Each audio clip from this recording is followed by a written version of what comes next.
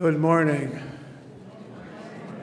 And welcome to the Unitarian Universalist Church of Palo Alto, where we come to meet, greet, and eat,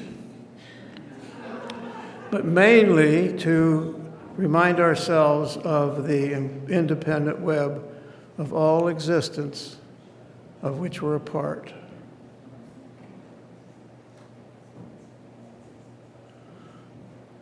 This is time for announcements, and those of you at home, I hope you have a proper order of service with the many announcements in it. There are two I want to highlight, and one is that at 11:30 today, right outside, is the second Sunday lunch, and I was just in the kitchen. The preparations are going very nicely.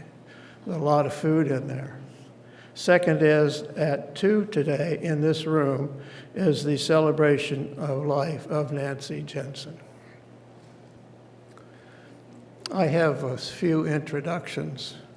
Those of you that have an order of service can read about our speaker today. I will just highlight that Reverend Dr. J. Atkinson retired in 2011 after 32 years serving the Unitarian Universalists as a parish minister. Most recently, 12 years in Studio City in Los Angeles, and before that, 13 years in Davis, California. So he's a Californian. Currently, he's research scholar at Starr King with a focus on UU history. If you're at all interested in that, please catch him because he's a specialist. We seldom introduce our guest musicians, but today is an exception because we have one of our own, the young man about to play the piano. Arhan Duda was born in New York and started the piano at age 4. It paid off. As soon as you hear, you'll know what I mean. They moved to California just 4 years ago, and they became members of this church in April. So we're very happy to have the family here. I also want to introduce and call to the podium our social justice speaker for this morning. We have a monthly, she's appearing it's the first Sunday, I guess, the social justice speaker appears. And her name is speaking from the American Muslim Voice Group. And our donations go to that very fine group. Please welcome Samina Sandras.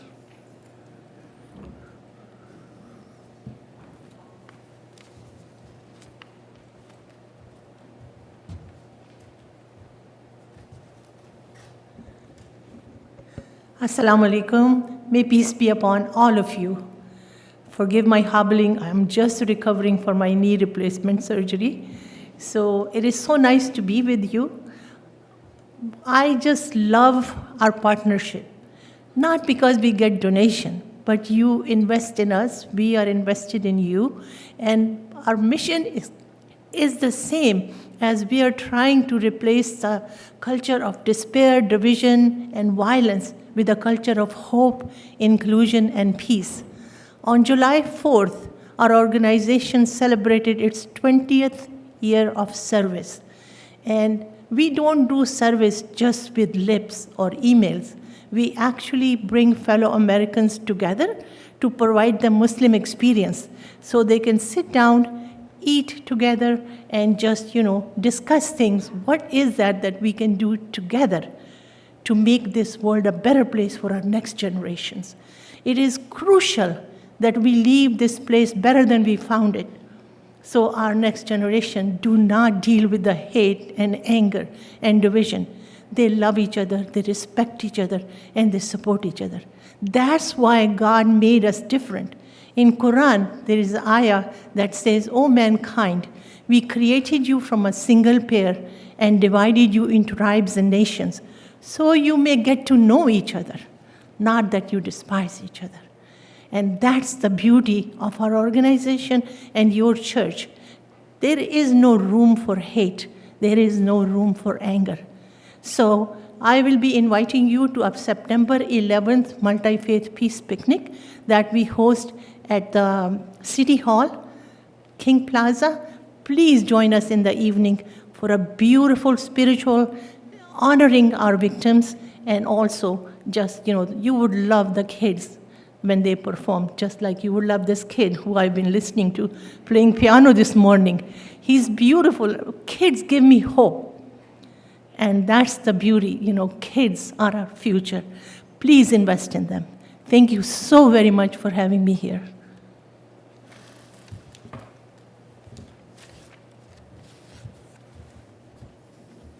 Thank you.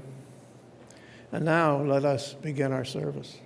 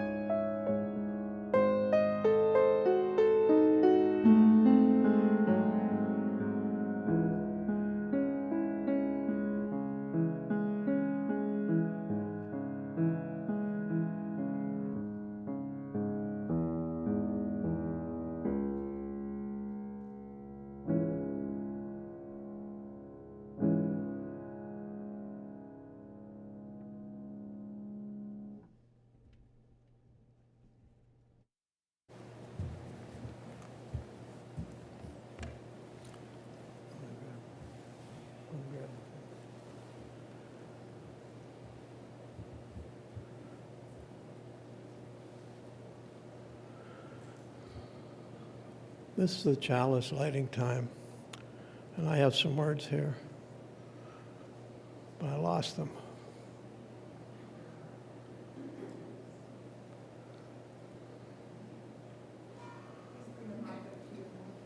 These are written by Judith Quarles.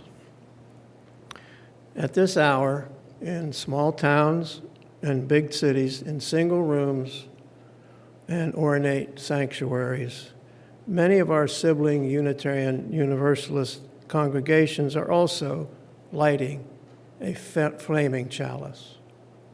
As we light this one today, let us remember that we are part of a great community of faith. May this dancing flame inspire us to fill our lives with the Unitarian Universalist ideals of love, justice, and truth.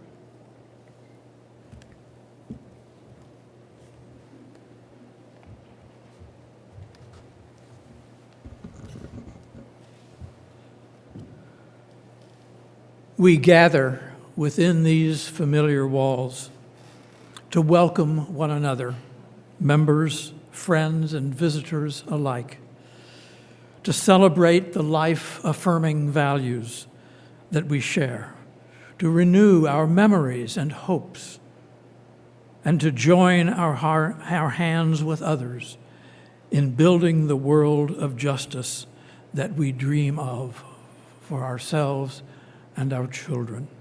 Come, let us worship. And I invite you to begin by joining in the gathering song, Come, Come, whoever you are, number 188 in the gray hymnal, and we will have the words on the screen also, I believe.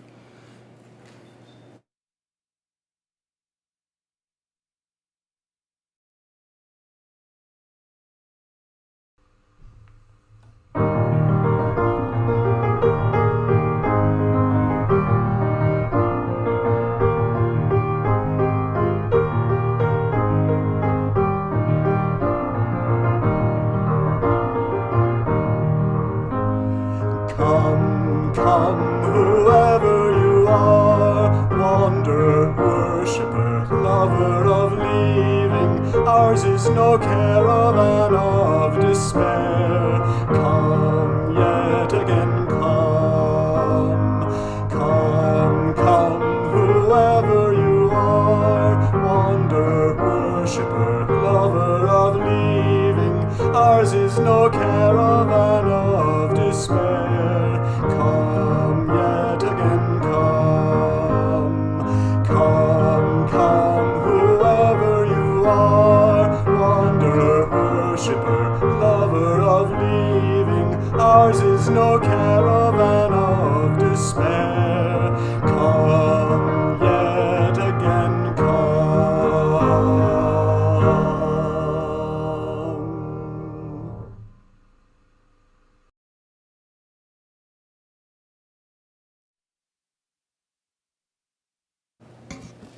I have a story to share with the children.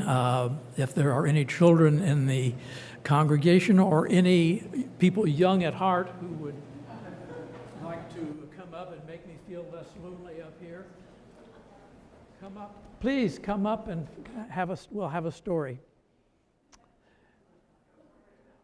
Oh, here we go. Good. Right up here on the quilt. Is my microphone on? Is that working? Okay, good. Well, I have a story about a family of geese. And I want you to imagine that there is a huge lake over here, a huge lake, and we are all sitting at one end of the lake, and we are a family of geese. And at the other end of the lake lives a whole bunch of foxes. Now, Lucy Goose had grown up right here at the south end of the lake, and she had heard from day one that you should never, never swim up to the north end of the lake because there were nothing but a bunch of mean foxes up there. But Lucy didn't mind very well. And every day she would go a little further up the lake to see what was there. And one day she went all the way up to the north end of the lake, and suddenly a big fox jumped out at her and said, "What are you doing here? You don't belong up here. Go back to the south end of the lake where you belong. I have just as much right as you do to be here," said Lucy. "Well," said the fox, "I'm going to call the sheriff." So he got on his cell phone and he talked to the sheriff, and the sheriff said, "I'm going to send out a couple of deputies."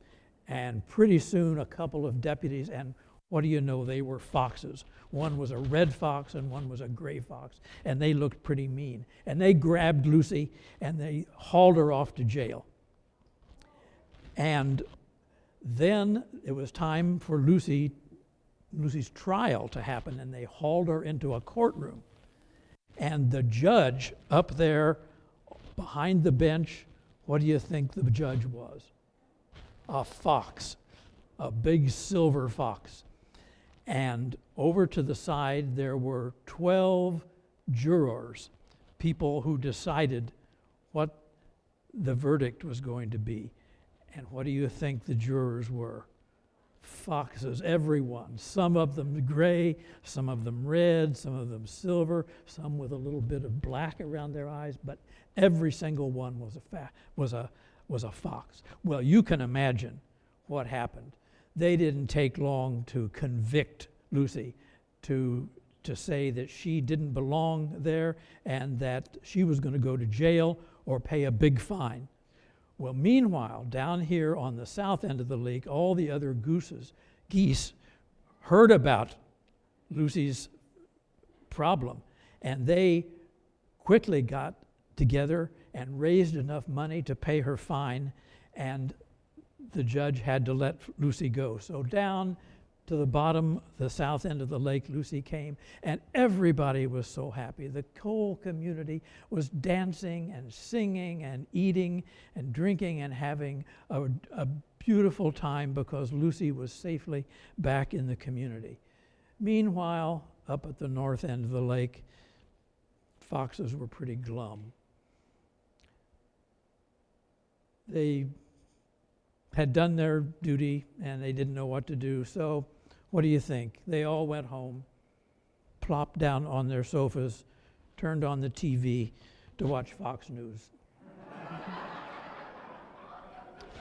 So that's my story for you this morning.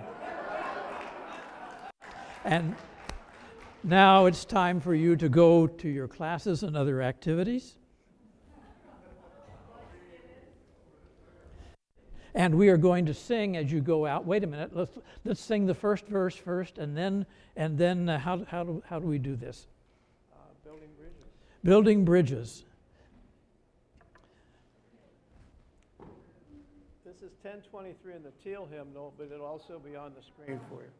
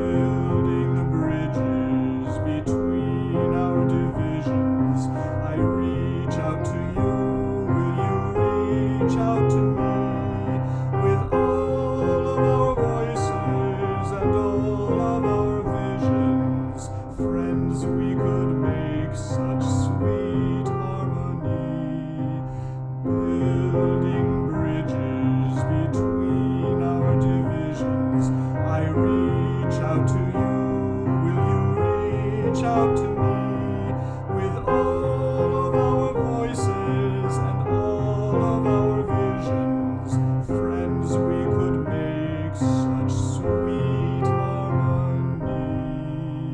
I'm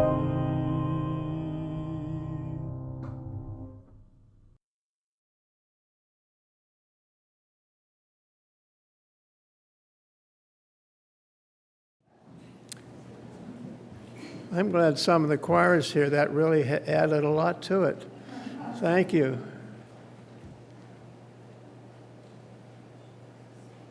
It's this time is when we take the minutes to share our thoughts, our hopes, our dreams, our cares with one another. There should be some listed on the screen that I'll be able to read, but I have several here I will read right now.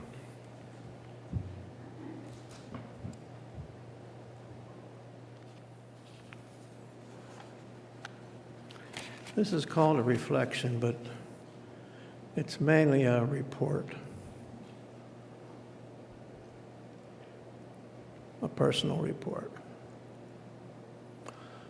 Father's Day week, I was in Rochester, Minnesota, visiting two of my daughters, one of whom had just crossed 6 months sobriety and good health, and is living in a sober house in Rochester. And so, for the first time in 14 years, I'm face to face with my daughter on Father's Day. After years of helplessness and hopelessness and anxiety. I got back to California and something went wrong, and I got all tingly, and my emotions just started to come all over the place, come all out. Well, 2 Wednesdays ago, the young man threw a perfect baseball game, and I sat watching him crying with joy. And I remember on the 4th of July, I was listening to Aaron Copland. I was just weeping along with this music. And last night, my daughter and I were laughing and crying uproariously over an incident we had experienced. And the only reason I'm telling you this is because it happened again this morning at 8:30 when I wrote down these words. The last week in June in Pittsburgh, Pennsylvania, the Unitarian Universalist General Assembly was held. 715 different churches from 50 states and the District of Columbia met.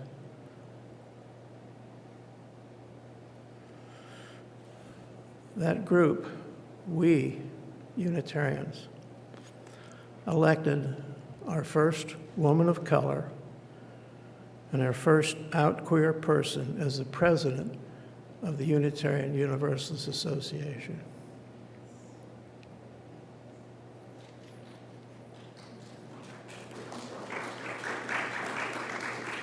She is the Reverend Sophia Benacourt. She's a child of immigrants from Panama and Chile, and the grandchild of seventh generation Unitarians.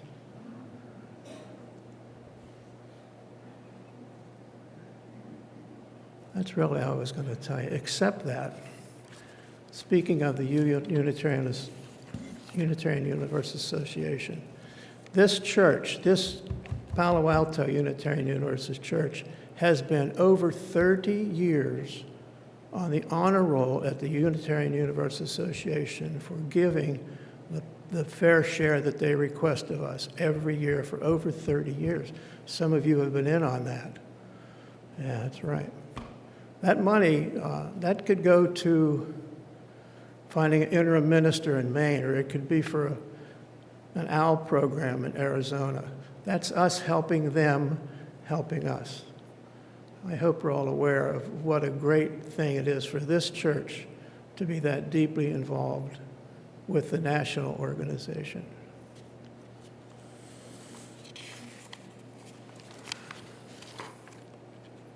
Another song. Spirit of life. I bet you hardly need the words to this one.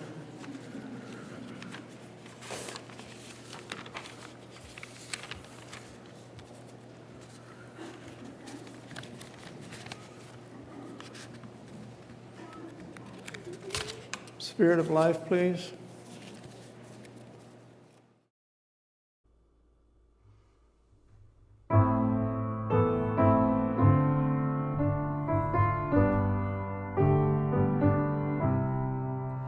Spirit of life, come unto me.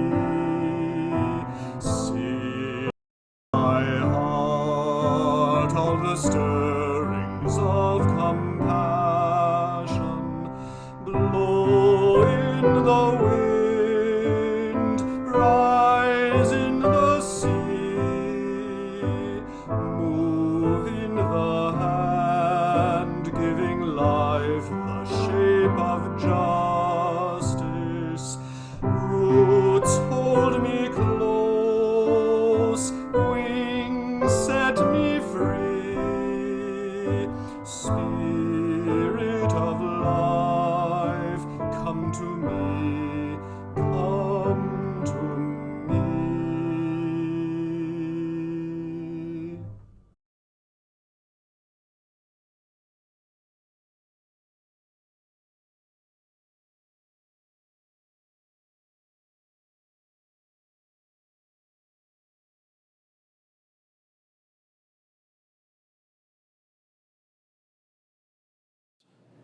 to generalize or to speculate about UU attitudes toward prayer. But when we speak or sing prayers like this one, even if those prayers are expressed in the form of petitions, which this one is, few of us do so without any expectation of some miraculous intervention bursting in to change our lives. We are not surrendering our human agency when we sing or pray such words. We are not asking some power outside us to come in and save us or make things better. Most of us know, I believe, that it is we who are the shapers of our own futures. If life is to have the shape of justice, it is we who, by our steadfast determination, will succeed in giving life that shape. Another of our favorite UU hymns, We'll Build a Land, makes it more explicit that it is we, the people, once we've been anointed by God, may then create peace, thus allowing or creating the conditions that would allow justice in our lives to flow down like waters. So back to that phrase, the shape of justice. In praying for life to be given such a shape, we are not calling merely for justice to be rendered, or to get justice for those who've been wronged, or to make sure that the bad guys get thrown into prison, but rather for life itself, all of life, to actually have the shape of justice from the beginning. It's a radical and a visionary idea. And I ask you to think for a moment, in contrast, how we usually hear the word justice used in contemporary news media and other public discourse. We usually hear calls after the fact, after some injury or crime, to get justice. Get justice for George Floyd. Get justice for Tyree Nichols, or for Tamir Rice, or any of the countless number of other people of color and their families especially, known and unknown, who have been injured at the hands of police. All of these calls speak about justice as something that is pursued in response to an injustice that has already happened, some kind of outrage or an act of criminal violence. And of course, we should do this. We do rightfully seek to redress wrongs, horrible wrongs, in ways that can bring healing to those who have been wronged, who have suffered injustice. But is this what we mean when we speak or call for or sing of a vision of life that might have the shape of justice? I don't think so. What we are asking for and dreaming of is something far deeper, something more pervasive and woven into the intimate parts of our lives. What would life with that kind of shape look like? What would our experience of life be or feel like if life were actually to have the shape of justice? I began thinking along these lines more than 4 years ago, in January 2019, when I heard Alexandria Ocasio-Cortez addressing a women's march in New York City. Here's some of what she said. Justice is about the water we drink. Justice is about the air we breathe. Justice is about how easy it is to vote. Justice is about how much ladies get paid. That's a populist message, but her words are radical. Her words breathe the spirit of deep justice. They recall Amos's prophetic image from the Hebrew Scriptures of justice as a palpable essence that rolls down like waters. The metaphor is organic, envisioning justice as something that is natural and pervasive, nourishing and life-giving, an infusion of moral instinct or divine lure that can permeate and suffuse and saturate our social fabric, giving people the inward and instinctive impulse to live justly with one another in right relationship. This was also the prophet Jeremiah's vision 2,600 years ago, speaking again in the name of Yahweh. This is the covenant I will make with the people of Israel. I will place my law deep within them, writing it upon their hearts. No longer will they teach their neighbor or say to one another, "Know Yahweh," for they will all know me, from the least of them to the greatest. Human society does not, and likely never will, fully embody such an ideal of deep or suffusive justice, instinctive justice that weaves itself into every aspect of our lives and relationships. So what do we do in the meantime?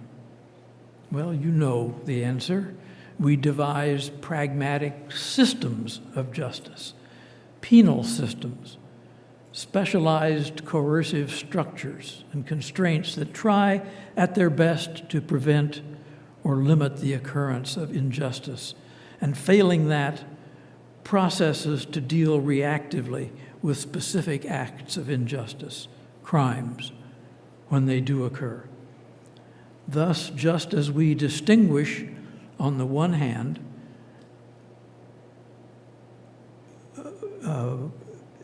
distinguish between the interconnected evils of individual racist acts or overt racist speech on the one hand, and systemic or structural racism on the other, so too we may likewise pursue justice at two different levels.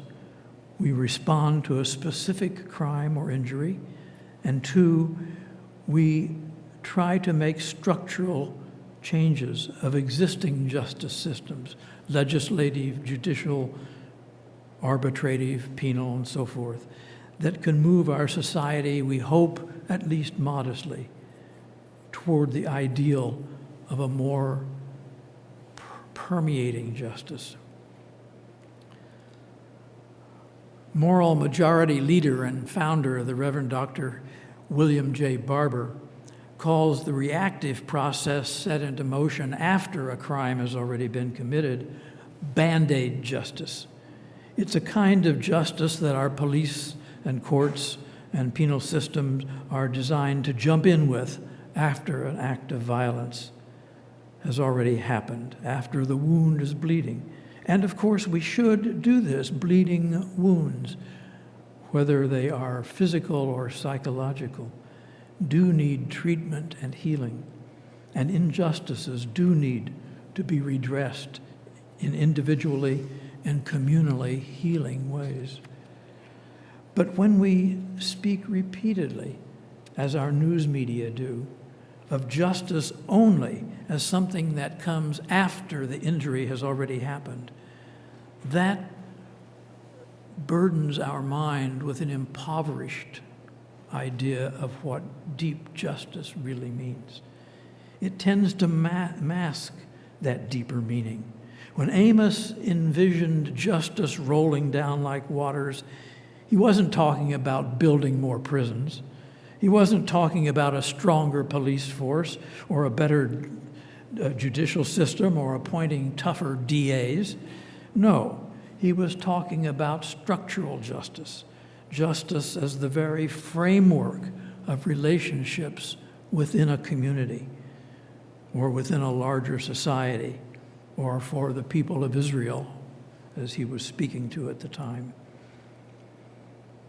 2,800 years later, in our own time, philosopher John Rawls would articulate a similar understanding in saying that the primary subject of justice is the basic structure of society. The very need to speak of a justice system in any society is to acknowledge that our society is not permeated by justice, that it fails to be structurally just or to have the shape of justice. Justice achieved by response to injustice is not deep justice, even if it be restorative, because when an injury is committed, no complete restoration is ever possible, even though perhaps a partial restoration can be achieved. Calling for life itself to have the shape of justice inherently presumes justice as a communal value. Life cannot have the shape of justice if it only concerns one person at a time. At our UUA General Assembly last month in Pittsburgh, we heard repeatedly talk of the need to move away from individualism, for each person just doing what they want without any sense of the common good. You may know that much of our talk of individualism comes from Ralph Waldo Emerson, who wrote at a time when I think a notion of individualism was very much needed in a society that prized conformity too much. But that is not the society we live in today, when we have organizations like QAnon and Proud Boys asserting individual rights with no notion of the common good. More individualism is not what we need. And we heard a lot of talk about this at General Assembly, about the importance of recognizing our communities, the way that we support them and they support us in return, the importance of covenant, of promises to be with one another and to walk with one another as we carry on the fight for justice in a better world that we look forward to. When we think only of getting justice for an individualized member of a crime, that too easily devolves to little more than angry and dubious vengeance. The idea of justice as a communal reality and a process is confirmed by Judith Herman in her most recent work on trauma and recovery, how trauma survivors envision justice, is her title, where she focuses on healing from violent crime as needing to happen in essential ways through community. She writes, if trauma is truly a social problem, and indeed it is, then recovery cannot be simply a private, individual matter. The wounds of trauma are not merely those caused by the perpetrators of violence and exploitation. The actions or inactions of bystanders, all those who are complicit in, or who prefer not to know about the abuse, or who blame the victims, often cause even deeper wounds. These wounds are part of the social ecology of violence, in which crimes against subordinated or marginalized people are rationalized, tolerated, and rendered invisible. If trauma originates in a fundamental injustice, she says, then full healing must require repair through some measure of justice from the larger community.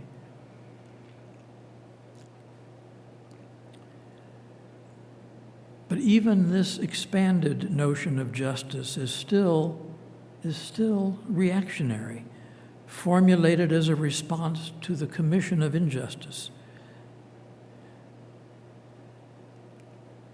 Life truly having the shape of justice would mean that the deep ugliness of oppression, marginalization, and violent criminal activity would be banished from our lives. It would mean living in a truly beloved community that embraces all, a community of moral beauty. So, that phrase again, moral beauty. Maybe at this point it's time for me to lay some of my theological cards on the table for you. I imagine that some of you, maybe many of you, have heard of process theology. Maybe your minister, Amy Zucker Morgenstern, has mentioned some of the basic ideas of process thought in her sermons over the years. And you may also know that modern process philosophy goes back to the 1920s and to the ideas, and comes out of the ideas introduced by Alfred North Whitehead. In my own theology, I've long been very much attracted to and influenced by Whitehead's thinking, by his cosmology, and indeed his entire worldview. And the aspect of Whitehead's thought that is most relevant to what I want to emphasize this morning is his theory of value. In particular, his understanding of beauty as the deepest and most fundamental of values, not just for human beings, but as a value operating in the cosmos. Beauty, wrote Whitehead, is a wider and more fundamental notion than truth. Beauty is the internal confirmation of the various items of experience with each other, and thus concerns the interrelations of the various components of reality. And thus, he says, any part of experience can be beautiful. The teleology, the forward pull of the universe, is directed toward the production of beauty. Whitehead imagined God as a reality that lures us, not coerces, but lures us and everything in the universe in the direction of an ideal of beauty. For Whitehead, God presents a vision of beauty and, like a magnet, attracts everything that happens, every event, every decision that we make toward that vision. But of course, we, along with all other creatures, have the freedom to follow or to reject that vision, that lure. God cannot control us. In Whitehead's view, God merely presents us with a vision of beautiful possibility. These ideas may seem strange at first. They certainly seemed strange when I first encountered them. Compared to more obvious human needs, beauty can sometimes seem like a luxury, something to be pursued in our spare time, something available only to the privileged, perhaps, who can afford the time and money to visit museums or take long vacations to beautiful places. When we think of beauty, the first thing that we may think of is visual beauty, works of art like painting and sculpture. Or maybe it's beauty in nature, sea and sky and waterfalls. Or yet we may think of music and the beauty of harmony, the beauty of the human voice, for example. We often think of that famous triad, beauty, goodness, and truth, as if they were three separate things side by side. But what if they are interrelated? What if John Keats was right in his Ode on a Grecian Urn when he wrote in 1819, "Beauty is truth, truth beauty. That is all ye know on earth and all ye need to know." And then there's goodness. Does the value of what is good not lie in being beautiful? Is not the ideal of a just society an evocation of what I have called moral beauty? Or to put it negatively, when we feel revulsion, when we see oppression and enslavement, violent crime, is it not the ugliness of all that we are reacting against? Moral beauty stands out as a vision of interrelated intensities, a kind of harmonization between contrasting elements. When philosopher Josiah Royce coined the term beloved community back in 1915, he missed the opportunity to speak of it as an ideal of moral beauty. But he did recognize that his beloved community was a manifestation of the working of a divine spirit, whose goal was, as he put it, the salvation of the world. It's a contemporary philosopher, Thomas Howe, who has made the connection between beauty and the vision of beloved community. In a recent essay, he asks, what would it mean to live for beauty? What if we took beauty to be our highest duty and derived our obligations towards others and our world from it? What would such a life look like? What sorts of contours and shapes would it have? Would it be a good life, one well lived? Would it provide sufficient sustenance and be capable of carrying us along as an affirmation of the fundamental worth of human life? Our hymn text, Spirit of Life, gives the answer to Thomas Howe's questions. Maybe the most important way of living for beauty is in striving toward a world, a society, in which life truly does have the shape of justice. A visionary idea like that, be it ever perhaps so impossible to reach completely, provides a beacon, a light that draws or lures us forward, an image of the beautiful that inspires our souls. Our vision is what guides our work, our struggle,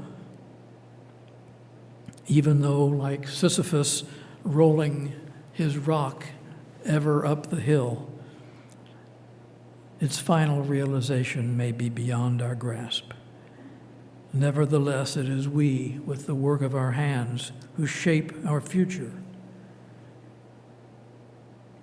Imagine all the people living a life in peace. Oh, it is indeed a work of the imagination, and it would be beautiful, wouldn't it? Morally beautiful, beautiful precisely in its goodness. It would be beautiful to live within, to look at, to be washed by, as if by the soothing sound and feel of warm water lapping against our bodies. Our newly elected UUA president, Sophia Betancourt, whom Brian spoke about, in an essay, The Missing Remnant, said this: "The good news is that we are in control of what we do with our daily living. If we, each one of us, represent a missing remnant in the fabric of our collective future, then together we can lean into a possibility that we have yet to fully experience in human history, a collective wholeness, an unassailable good. That is the kind of salvation," Sophia says, "that I am here to fight for in the smallest moments of every day." And so are we. We gather in communities of vision like this one to fight for that kind of salvation. Life having the shape of justice is both visionary and ancient. Amos dreamed of it, and let what he dreamed be ours to do. Let us work each day for a society of deeper justice, a society in which our lives may truly have the shape of justice. It is a kind of beauty, a moral beauty, that is worthy of our dedication, of our lives. May it be so now and in all our days to come. Amen.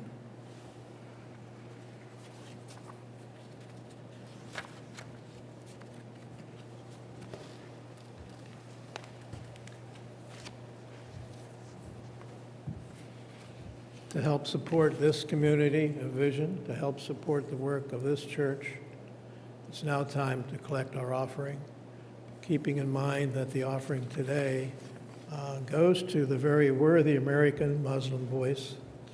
Those of you at home probably know the rules. You can pay by credit card or PayPal at uucpa.org/connection/donate.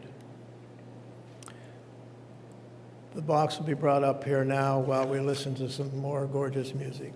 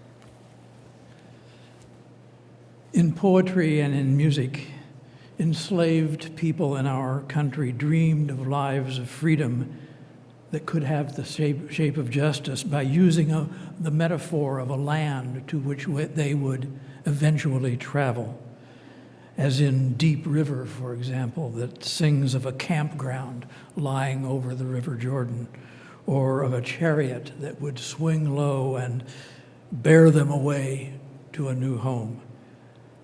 I invite us to close our worship this morning in singing another of those songs of hope from the African American tradition, a song that imagines a happier land than any that we now know of. Come and go with me to that land, number 1018 in the Teal hymnal, 1018 in the Teal hymnal, and as usual, the words will be on the screen.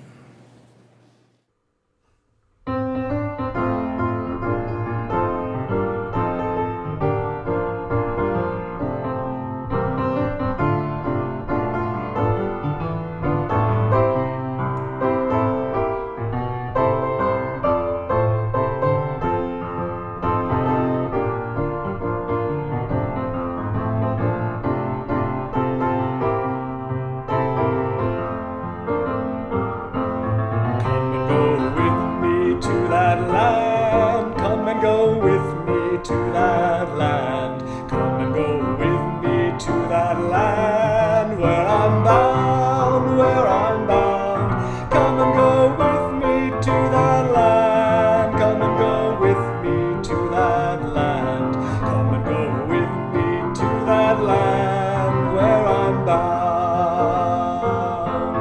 There'll be freedom in that land. There'll be freedom in that land.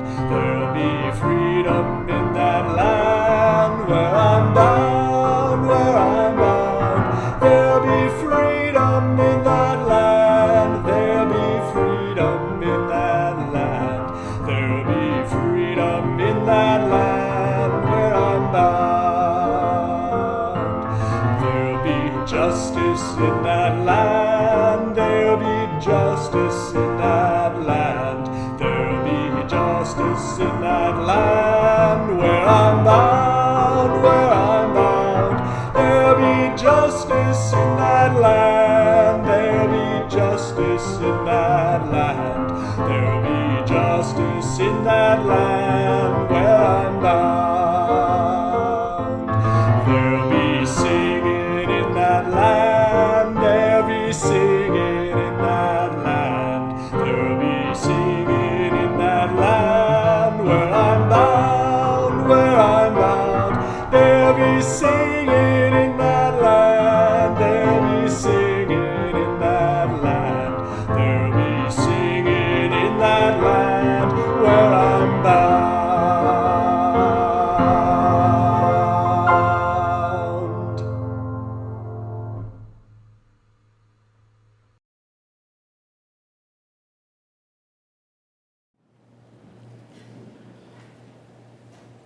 As we light the chalice, we invite you at home to prepare to join us with your sound back in after the service to recite the prayer, the benediction, and chat afterwards. And we hope the people here will stick around and chat with someone you haven't met or someone that you haven't seen for a while, or with Jay or me.